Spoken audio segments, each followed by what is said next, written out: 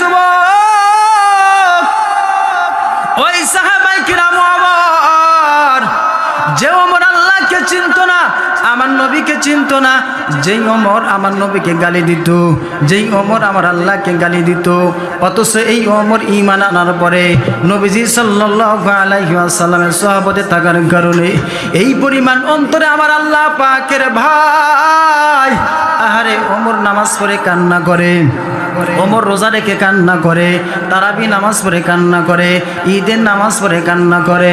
হে ওমর, আপনি তো দুনিয়ার মধ্যেই জান্নাতের সার্টিফিকেট পেয়েছেন, এরপরও কেন কান্না করেন?